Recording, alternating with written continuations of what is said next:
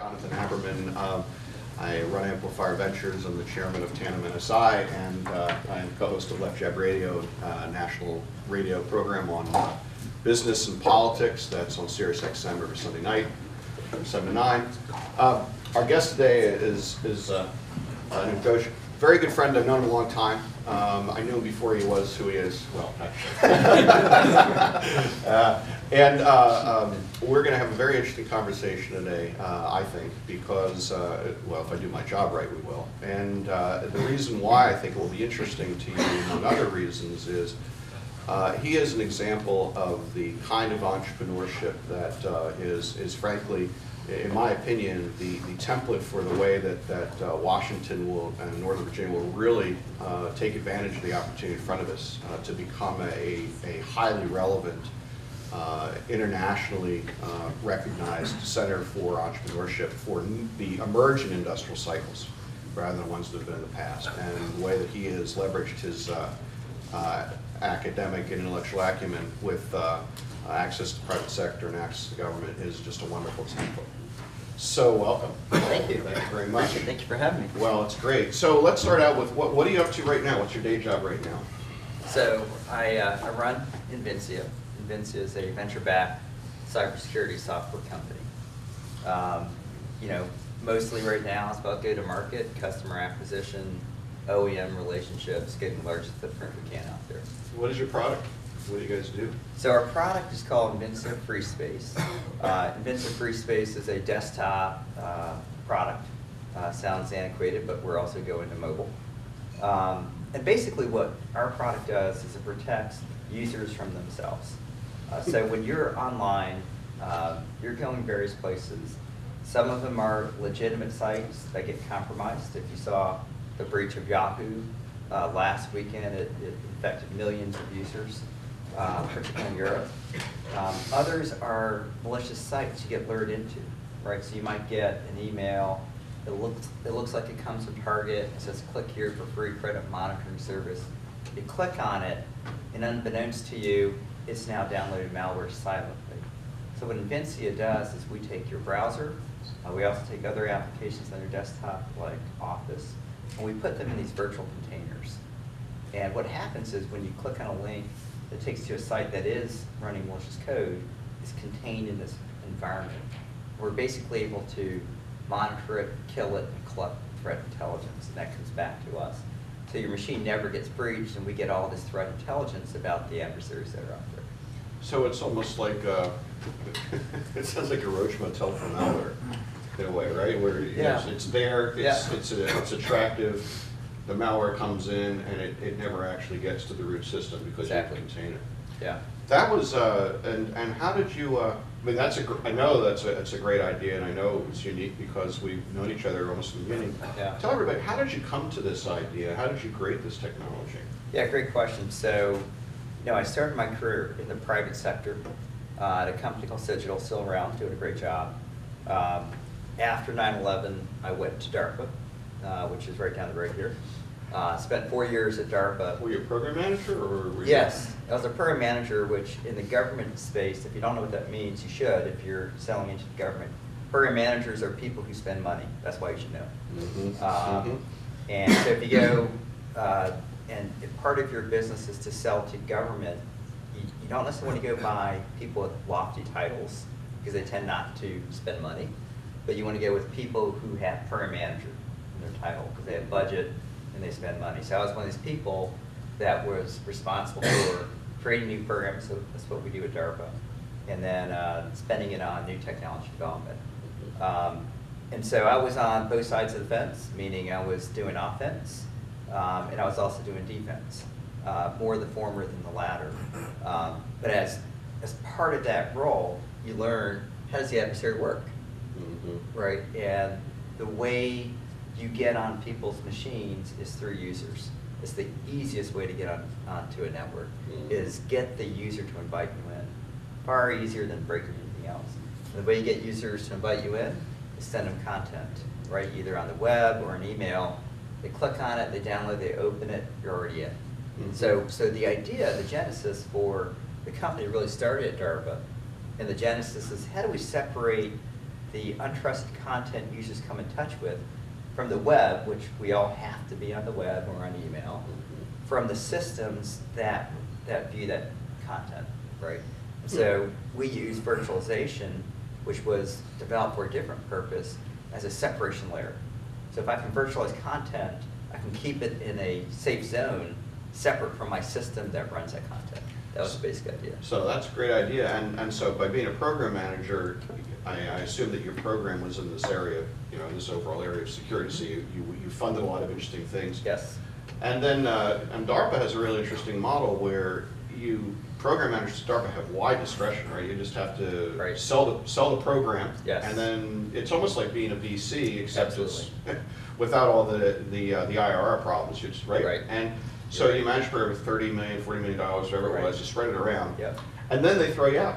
You can't stay. Right. And that's one of the things that's fascinating about DARPA that makes it so unique, is the culture is a very, very flat management. There aren't a lot of levels of management between the director and the PMs. The PMs have a lot of autonomy. They're hired very carefully. And then you create a program, you push science forward, and then they throw you out. Absolutely, and unlike other government programs, you're pretty much guaranteed to lose contracts. In the sense that we typically would, after create a program, it is like a venture funding model. You go to the director as a program manager, say, I need 30, 50, whatever. Actually, it's an unspoken number, isn't it? It's an unspoken number, and when I was there, the director would say he'd be willing to spend $2 billion on any given program if it was significant enough. So it's not like you go in and say, hey, give me my 10 million. It's what's it cost to solve this problem, right? And if it was significant enough, he would bet the whole agency budget. So you're able to spend that money, but you do so in a high reward fashion, right? So typically we ran multiple teams concurrently, and here's the tough part: the teams knew only one of them would typically survive, and so you're racing towards a goal. You're measured, incrementally, and money's either given or taken away based on your progress. So it's actually a pretty tough life as a DARPA contractor, because you either excel or you're cut, and that's a tough way to live, because of the uncertainty involved there. But I think it's an uncertainty and living on the edge that keeps it fresh. I mean, DARPA is about avoiding technological surprise. It's not about just delivering widgets. That's right. So you're at this agency, and by the way, we'll probably touch on it some. I think DARPA is the crown jewel of our nation's economy. For those reasons. So you were at DARPA. You reached the end of the program. Right. What did you do next? You didn't start Invincea right away. You did something in between. Yes, to your point, they kicked me out. They kicked you out. Were you crying? Was it like, no, please, no? Very mixed feelings. So the director asked me to stay, and I couldn't, because I was at the end of my personal rope of how can I keep this thing going? Because when you're there, you're sprinting. Intense, right? It's intense. You're sprinting towards that deadline, and at the 2 months before I leave, he says, hey, can you stay another year? I'm like, no, I'm done. I need to move on. So I went to George Mason University, and that's because I've always been a researcher, always been a researcher at heart, always been fascinated with innovation. How do we solve hard problems? So DARPA was an extension of that, and I wanted to keep doing that. So at Mason, I had the opportunity to be on the other side of the coin, which is, let's go get some funding to solve some seriously hard problems, right? And so I did that at Mason. I was a chief scientist at the Center for Secure Information Systems. They do a lot of cybersecurity research. So a lot of graduate students and staff, perfect. If you haven't been to Mason, it's a great gig. And at the same time, I started the company. At the time it was called Secure Command. Right. Remember that? And we did STTR work. STTR is like an SBIR, but it involves university and company. So the model was, when I started this whole gig post-DARPA, is let me do some interesting fun research that I want to do, and there may be at some point an intersection between the research and markets. And when you find that idea, how do I align interesting research with a market need, then you have the basis for the company. One of the things I've always found interesting about you is that many people that have the career path, life path that you've had, never really become entrepreneurs. You know, Sure. they start companies, but somewhere inside you was this desire to learn how to be a boss. I mean, you've Right. done a really good job of starting the company, getting venture capital, and being able to stay engaged and continue to be engaged as the founder and vision leader for a company that's now received multiple rounds of financing at higher and higher valuations. As you know, that's extremely rare. Mm-hmm. Yeah. What was it about, did you have an entrepreneurial experience as a kid? Were your parents entrepreneurs? Had you ever owned your own business? No. I don't have the lemonade stand story. Yeah, well, yes. Yeah. So when did you, how did you become entrepreneurial, do you think? It's a great question. So my parents, both university people. Mm-hmm. My dad was president of a college. My mom was a university professor. And in that setting, it's really about tenure. It's about stability, raised in an Indian family. They're both immigrants. Money and a stable paycheck is paramount in education. Right. So those are all factors that kind of work against entrepreneurship. Mm-hmm. I think it was DARPA, to be honest. Really? Yeah. DARPA teaches you entrepreneurship accidentally. So what part of DARPA Yeah. taught you, so when you think about entrepreneurship, what was it about the DARPA experience that taught you entrepreneurship? do you So think? first of all, on day one, you know your last day. How many people start a job knowing that you have to leave? Everyone, when you start a job, you always think this is going to go, even if internally you know it's not. Mhm. So you know your last day and your first day, which is kind of weird. Hmm. You also have no guarantee of job after that. You just know you have to leave. So you're guaranteed your job's going to end on a certain date. You don't know what's going to happen afterwards. Mhm. And so you're basically forced to produce. And DARPA is a little bit, they call it a fishbowl, everyone watches, right, what you do at DARPA. Hmm. And unless you succeed in what you do, you're not going to get that next job. So you're kind of forced to run really hard and be successful in that job, or you sort of wash out. And then there's the whole learn to pitch for money. So you're pitching for money from the director, and you've got to corral a bunch of people. So it's a lot of outreach to a whole community. It's a lot of travel. Teaches you basic skills on how to pull people together around a mission, and then go show your success and show that you can make that happen. So I left there with a feeling that there was probably little I couldn't do, given that experience. You get so much support, and it was, you leave a different person. Interesting, because I've often thought that one of the things that's always struck about you is your fearlessness, your matter-of-fact fearlessness. I mean, I've never, as I've watched you develop, how many years have we known each other now? 7? I mean, long. That's certainly a long while. Every step of the journey, you've always had an open mind about, hey, I don't know everything, Mhm. but you Yeah. also have been able to communicate. Best way I can describe it is, I got this. Do you think that's an important part of being a successful founder, particularly when you start to deal with venture investors and stakeholders? Is that core skill? Yeah, absolutely. It doesn't necessarily get easier. I mean, some people I say, oh, wow, you're successful because whatever. Right. And if you knew the daily battles, in my seat, it doesn't feel that way, right? Mhm. It's tough. Every day is tough. There's a lot of uncertainty. We've got 75, 80 people now, and you feel responsible, right? We just closed a $16 million round, but trust me, if it was 2 more weeks, we would have made payroll, right? I mean, you know that story, yeah, right? yeah. Is you're trying like mad to keep everyone together, and and you can't tell your employees that. No. Right? No. You can't No, say, you can't. hey, by the way, we're down to our last $100,000. Sure. In fact, as a startup, that's the optimal strategy. Yeah. Because, well, I mean, it is, because otherwise you're raising money too early. I mean, the idea is to raise the last minute possible so you get the best possible valuation. Yeah, and of course, the flip side of this, the venture guys are investing are kind of, they're seeing how desperate are you? Right? Yeah. So, but, everything's a challenge, but, it's a core belief in what you're doing, Mhm. right? I don't think I've met a successful entrepreneur who's done it for money, not yet. That's really interesting Yeah. you say that. The best advice I got when I stopped practicing law and I started Amplifier Ventures, a good friend of mine, who was one of the early guys in AOL, sat me down and he said, listen, you need to understand, if you're doing this, you're not doing this to make money.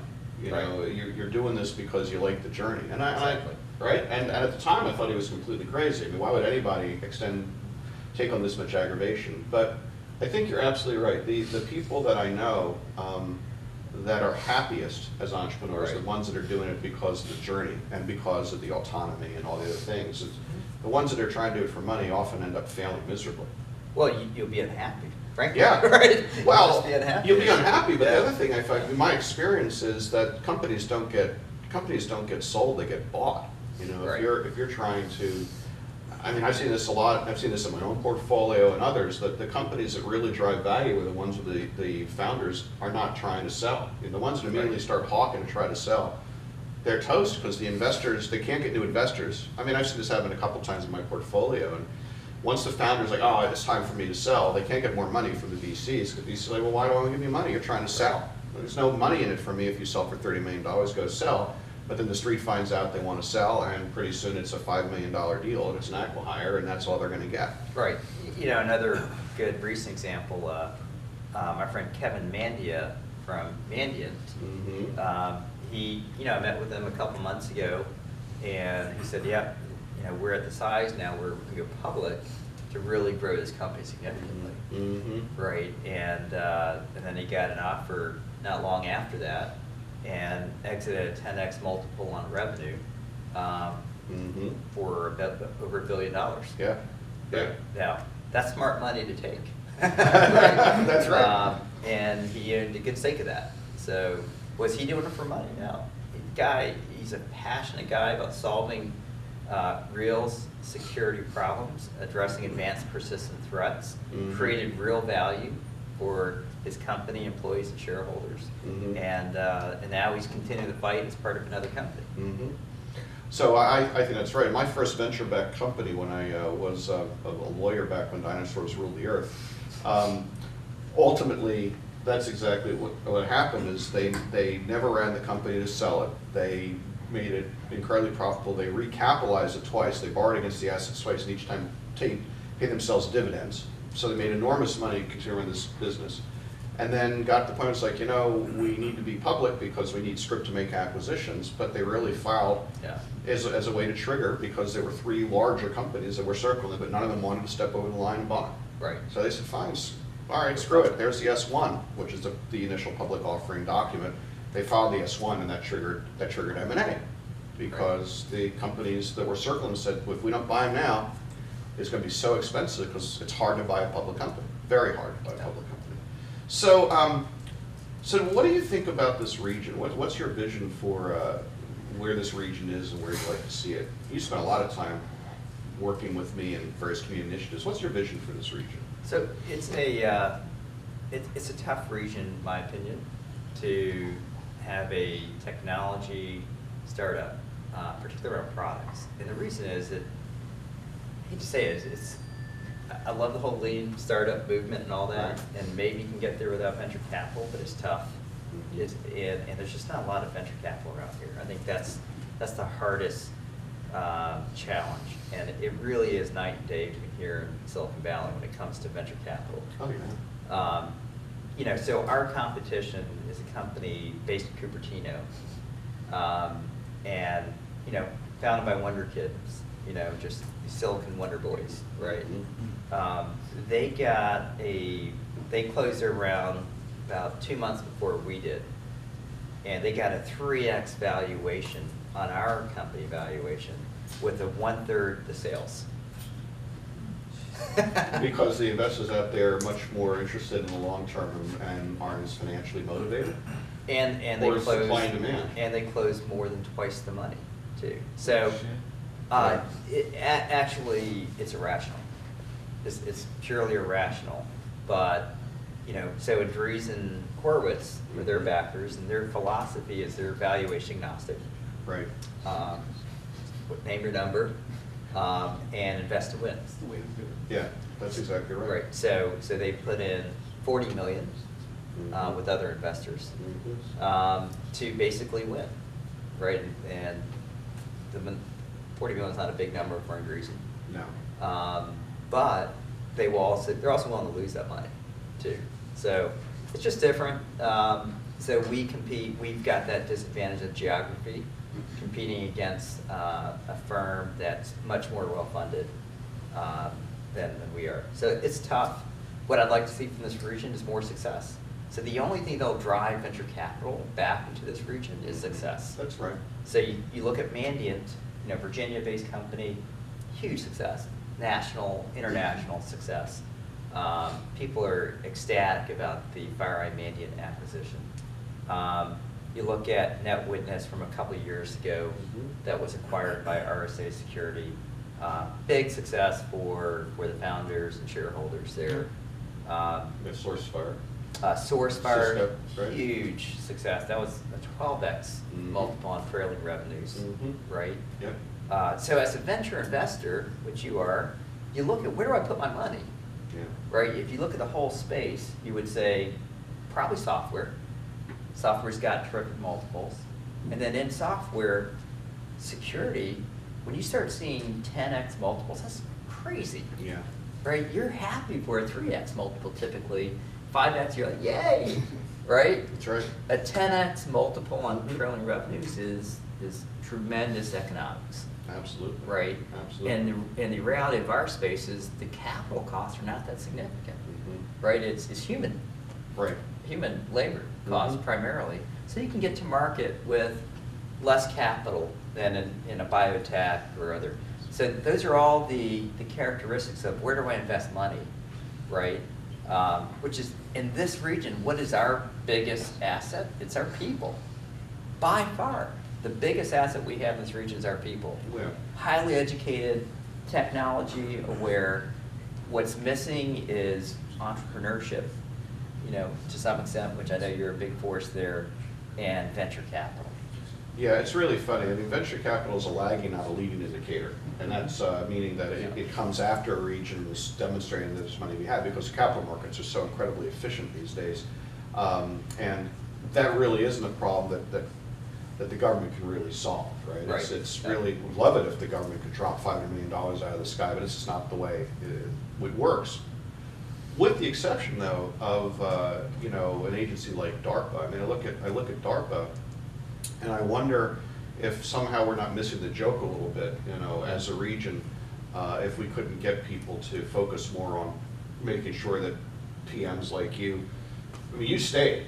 A lot of guys don't. A lot of guys, Right. they leave. Yeah. If there actually was an organization here in town that was well funded, that seeded companies that DARPA PMs want to start, maybe that would be a way to jumpstart. And that's, to my mind, is something the government could do. Yeah, I think the other thing that's missing, so if you look at Stanford and those universities, you've got tremendous talent coming out of those universities in terms of graduate students. The professors typically don't leave the university. It's almost a rule. Professors don't leave universities. But their graduate students do. And so when they're leaving these universities, they're not encumbered with jobs, right? They're not encumbered typically with families, mortgages, all these things that make it very risky, right, to start a company. So that's your seed corn. Professors with graduate students. Professors are there advising from the side. Graduate students have the high risk profile that they're willing to go take something to market. Right. So, you know, we just need to figure out all these right ingredients. You've got the national security sector here. If you talk to rich full of problems, that's what's interesting. The nationals, if you're solving national security problems, you're out in front of the commercial sector in terms of problems to solve. That's historically been true. If you're solving hard national security problems, you will be meeting a commercial needs sector. You're a little bit out in front of it. So that's one, you know, asset that we have. then of course the people in this area being highly educated, a lot of good software people, just need to be focused in the right direction. Yeah, I mean, they're actually more software engineers here than there are in Silicon Valley. Oh, yeah. But the issue is that a lot of them are employed in, button seats business models, and Right. it creates a cycle that discourages taking a flyer. We definitely have the beginnings or the makings of a great flywheel, but we need to figure out how to add some accelerant to it. We need to throw some gasoline in this fire. Well, take the story of NetWitness, right? So NetWitness was a company within a company. It Mhm. was CTI or something inside of Mantech. Mm-hmm. Which is a classic government contractor. Right. Fee-for-service business. And so inside these government contractors, you've got pockets of innovation. Mhm. And you've got engineers who really can solve hard problems. Mhm. The question is, how do you pull them out? That's right. Right, and so Amit Uran, Who's another great entrepreneur. another great entrepreneur, he and Nick Lanta Mhm. basically said, let's go pull this out. They didn't take venture money initially. Mhm. Amit had some success with Rip Tech. Right. He and his, bunch of angels basically said, we'll fund it ourselves, pull this out, and just through hard work and will, they made a success of it. Yeah, it's a very interesting guy. Yeah. He really is. He's done a lot of interesting things, and has also come in and out of government some. That's right. And I think that's another interesting fact pattern. So what you didn't mention is you are competing with a company that is in Silicon Valley where money falls from the sky like turkeys in the rain. Yep. But you've been able to leverage your DARPA experience and find revenue opportunities here. You've got an office in Sure. Arlington now, right? That's true. So. Yeah, so great point. So the heritage of the company is it was started as an R&D company. So people ask me, well, when did you start your company? I started in 2006, which for most venture-backed companies, long in the tooth, right? Yeah. Yeah. But for 3 years, we did nothing but R&D. We did DARPA contracts to build technology. That was this interesting R&D phase. Let's go solve some interesting hard problems. Mhm. And ultimately, we developed some IP that got venture funded to go to market with, right? But we kept the heritage of that company. And so we kept building on that model. And so we've got a group of 25, 30 people right over here in Arlington that continues to do a lot of DARPA R&D. Now, what was somewhat of a realization to me was recognizing the people there in that group are very different than the people in the product group. Mhm. Culturally, how they work, how they think, really two different cultures. And you might say, well, how do you assimilate that? We actually made the conscious decision to keep them separate. That's why they're in Arlington. That's why they're in The Arlington. And the product group's in Fairfax. Yeah, and it sounds strange because I always thought, well, how do we get these groups to align?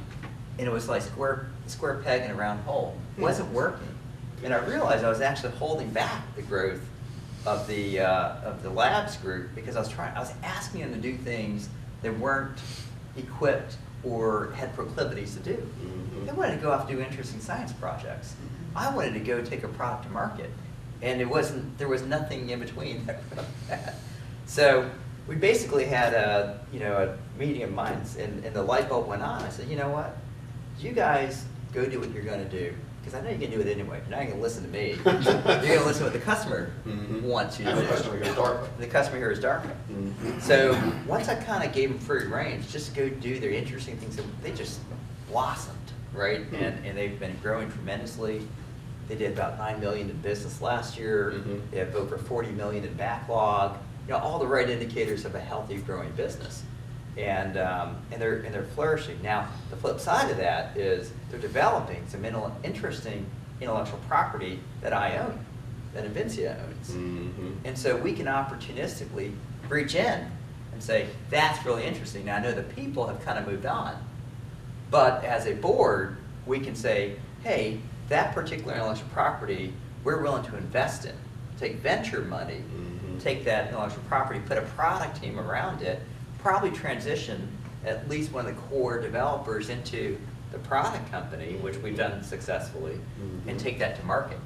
So it's almost like a government-funded innovation lab And- right. inside of a product company, Mhm. as long as you preserve those cultures and keep them separate. That's my current thesis. It Mhm. works. So, I would think that, and I'm glad you took the bait, because to my mind, this is your competitive advantage and how you are able to ultimately compete with a Silicon Valley-based That's right. company with easy money. That's right. Because if you didn't have the ability to leverage these government dollars, Right. so that you were actually spending just the money you raised at the lower valuation, Right. small amount, you would be in arms race where you might lose.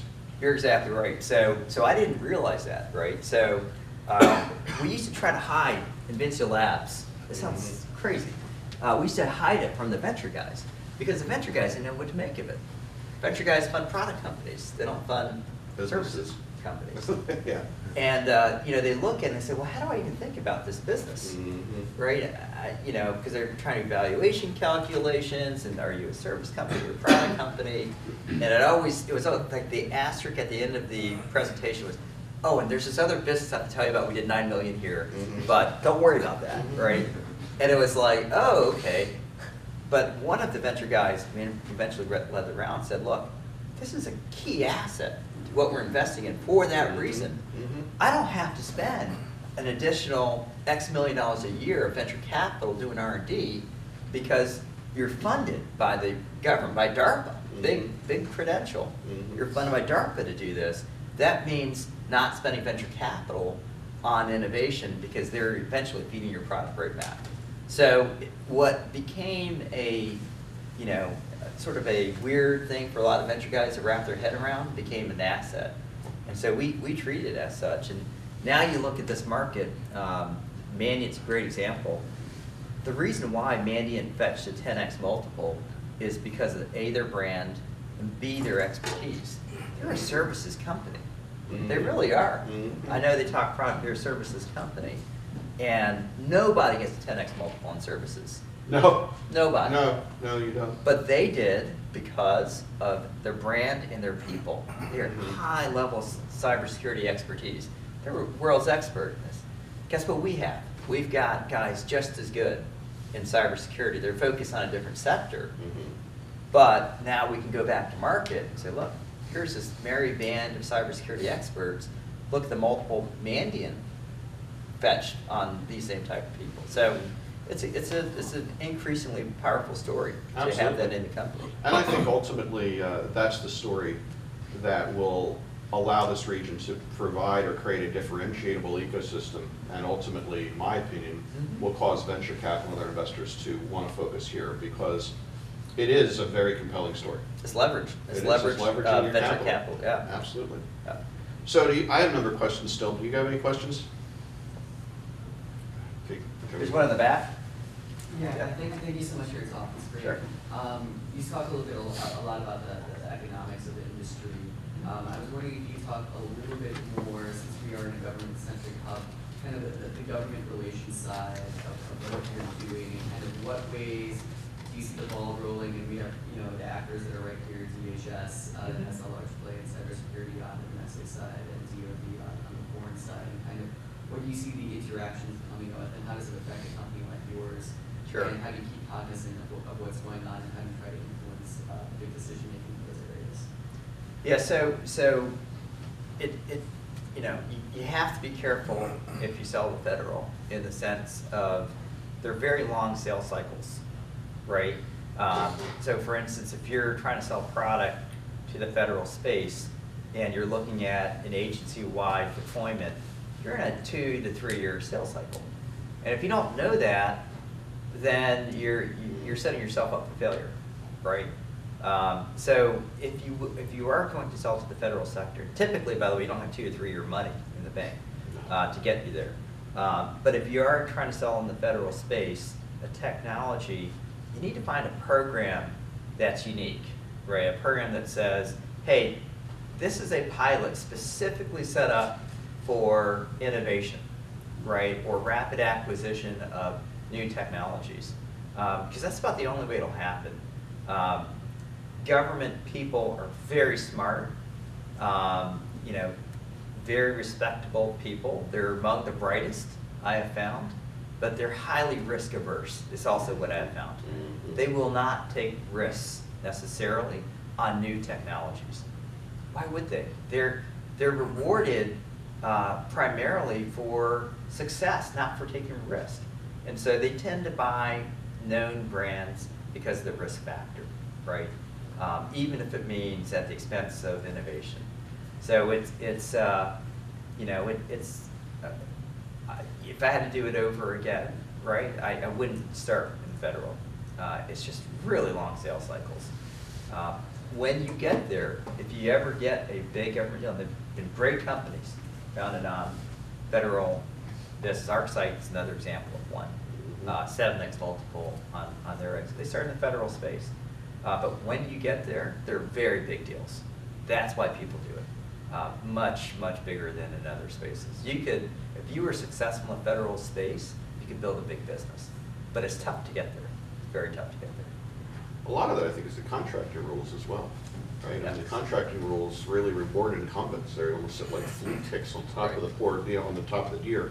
But if you manage, and we had Stephen Chen come last month and talk, and he was able to grow a big business through SIBRs and ultimately becoming a prime. Right. Right. And once you become a prime, yeah, you're right. It's the system's designed to discourage taking a flyer. The system's designed to encourage incumbents, and if you can become an incumbent, it becomes a printing press. Yeah. But it's hard for startups. It's hard for startups to get to that status, and it takes a long time. And as a startup, you don't have time. You don't. So you need to find markets that are willing and able to move quickly. So strangely enough, that aligns well with small to mid-sized businesses. Small to mid-sized businesses move quickly. So as you go to market, think about your segments that you address, and how can you rapidly prove your product and get feedback to develop the right product. Large enterprise has a lot of similar attributes and characteristics of federal. So the comments that I made about federal also applies to large enterprise. Everyone wants to go sell to the big banks. Why? Because they're sterling references, right? If you sell to Citi, JP Morgan, all these big banks, boy, that's a gold star on your resume. But you can go out of business just trying, right? You can't count on those guys. Those are 2 to 3 year sales cycles for the same reasons. They're very big organizations. The people, there's a lot of hierarchy, and people are not rewarded for taking risk. There's an old joke: nobody ever got fired for buying IBM. That's exactly the mentality. That's Right? exactly the mentality. And they're Yeah. well, except for OS2, they couldn't get people to buy that. But now I'm dating myself. Michael, you had a question as well. Yeah, we've been talking about DARPA for a little bit. Are there any other agencies that you see within federal government that promote the commercialization that DARPA does? Maybe within the Defense Department or DHS, like we was talking about? So the SBIR program is set up specifically for commercialization. And what's interesting about it is by legislation, every agency has an SBIR program. It's an automatic tax against their budget. I think it's 5%, or is it less? It's 2.3%. Yeah. So or thereabouts. Of the budget Yeah. is allocated for the Small Business Innovative Research Program. Mhm. And it's specifically set up for that purpose, right? There's almost always a person. So that is most of it, unfortunately, meaning most of the commercialization aspects of that come out of the SBIR program. It's hard to find another agency that is geared towards that, outside of that program. Yeah, I would agree with that for the most part. And what I would add on top of that are a couple things. Probably the first one is the SBIR program is not, it's designed to get small businesses involved and create an innovation, but it's not really, as it's currently constructed, designed to help create rapidly growing businesses. It doesn't provide that type of, it doesn't provide enough capital, it doesn't necessarily provide the expertise. But if a business is able to grow a technology with the initial money, the point that a program manager adopts and thinks is interested, and then they start giving them development contracts. The SBIR program, you can grow an enormous business as a small business, and it overcomes the problems of contracting because you can become a prime contractor. If you would, and some of our best-known exits here in town by privately held product companies who are funded by SBIRs happen for exactly that reason. But that's not why the government program exists. But you asked about other agencies, Michael. I think that DHS has a particularly, they have a, it's DSARPA, or I forget what they try to have like a DARPA type model within DHS that's funding innovation. They're doing some interesting things. The Department of Energy has an effort as well. I mean, I'm doing a spin out right now from the Department of Energy's renewable energy labs in Colorado, for example. But other than that, I guess it would be DOE, DHS, and DARPA that really have PMs that are trying to actually do more than just do SIBRs. They're actually trying to develop and incubate technologies. So, right? I can't think of anybody else. I'm not surprised. National Science Foundation? Well, the National Science Foundation finances intellectual property development, and in fact, if you talk with them about their mission, they're interested in creating greater bodies of knowledge. They're not interested in commercialization. It can't be. And I'm glad that they're not, because if they were, then we would lose a lot of basic research that our society needs. Somebody's got to be, to paraphrase Bruce Willis, thinking around, thinking things up. We need people just thinking things up. Not everybody needs to be engaged in trying to make the next widget, because sometimes science, just for science sake, is actually important for other people to stand on their shoulders to think things up. The exception there is the SBIR program. Yes. They've got Aaron Winkler is gone now. He's out in the valley. But yeah, they do try to take more of a product-oriented focus. And actually, an important point there, it's easy to gloss over, is it actually is about the individual. Oh yeah, thanks for bringing that up. So you said DHS, and if you were just walking the door at DHS, you probably didn't know her at all. Yes. But there's an individual there, Doug Mon, in HSARPA, who was very much focused about pulling innovation. He's a former DARPA. Yeah, you're right. Pulling innovation out and trying to get it to markets. And I know he's focused on the labs, the national energy labs right now. So there are individuals. No, you're right. That's really. You're absolutely right, because there are a number of people over there. Mike Ponsmaker, I think of, and Adam Cox, and then with the DARPA, there's some progressive people. But it's not institutional like DARPA. No, those are individuals who happen to be that way. You almost have to go against the grain. Right. It's really interesting. But that's one of the things that fascinates me about the region right now, is that because of what's happened with my life for the last year and a half, raising the flag about this stuff, I'm meeting people within all these different agencies and getting a sense. A lot of them don't really know how many there are. And I think one of the interesting possibilities here is, by raising overall awareness about the region, is that these folks that are saying, well, I want to take my career in this direction, I've got to, I want to try to make my agency think more about entrepreneurship, I want to get my agency to think more about innovation. They're not feeling quite as alienated or lonely. Yeah. The other postscript I would add to the question is the intelligence community. I mentioned national security problems are a great source of finding inspiration, right? So in the intelligence community, institutionally, you have InQtel, right? InQtel is set up to first capture the problems of the intelligence community or national security sector, and two, to sort of go find solutions in the private sector for those problems, right? The thing is, like any other institution, it is about the individuals. So you'll have to find the right individuals at InQtel. And by the way, they're based in a few different places. They're clearly based here, but there's the Silicon Valley, there's some Boston folks, and some of those folks out in the nether regions are highly entrepreneurial.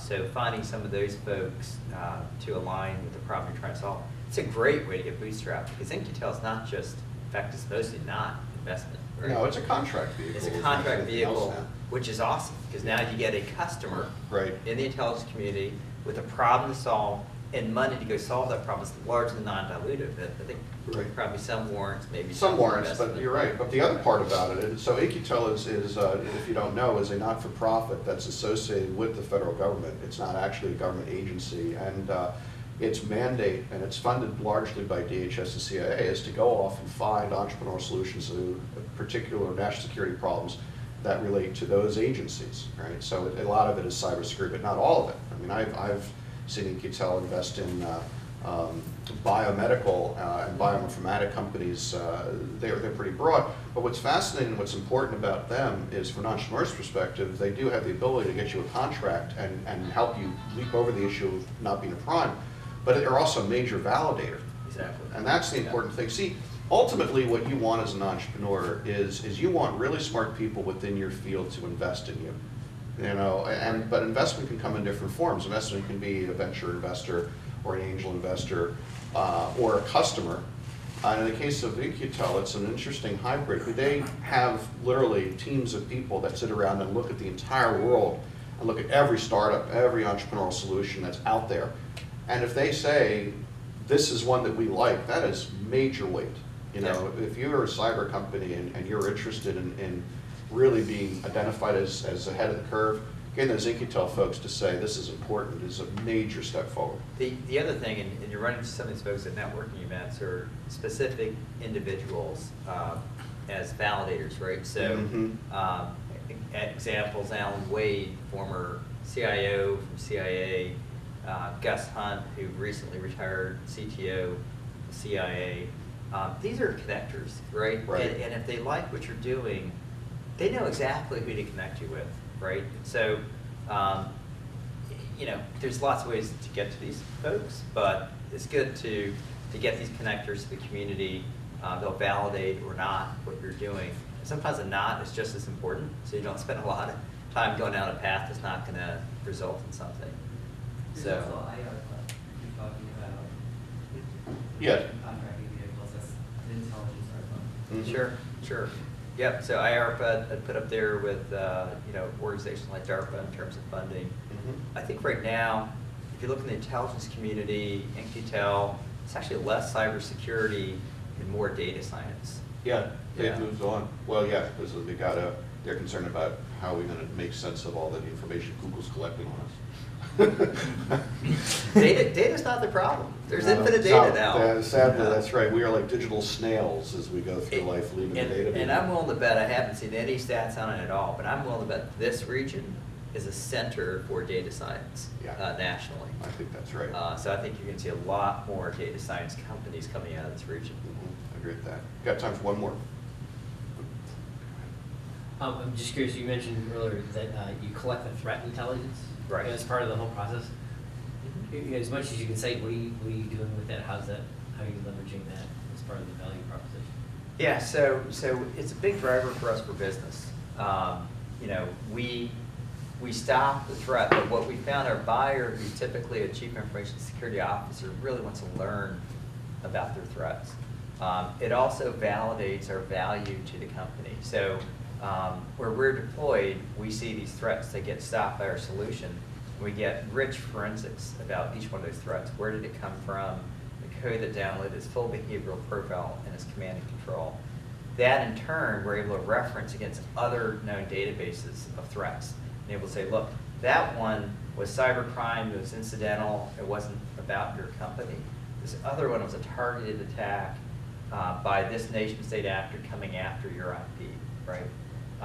So that's how we leverage it. I didn't mention this earlier, but we ship on every Dell commercial machine today, globally. So that's about 20 million or so machines a year shipping with our software. Each one of those machines is a sensor that is collecting zero-day exploits, targeted attacks, unknown malware, and it gets sent back to Invincea. So we're getting that data. We've got a relationship with Dell SecureWorks, which is MSSP, Managed Security Service Provider. We're forming relationships with other major security companies who don't have access to that kind of data. So we view it as a strategic asset to our company that's growing over time. All right. Well, as promised, it's 9 o'clock. So, Duke, that was awesome. Thank you very much. Thank you for having me. All right, so next month on the 20th of February, we're going to have Dean Parker come and talk with us. Dean is another friend and a great entrepreneur. He recently grew and sold a VoIP company successfully without raising $1 of venture capital. So he'll be a great story to remind us that you can actually survive without VCs. Hooray. Okay, so we'll see you soon. Thanks again. Thank you. Thanks.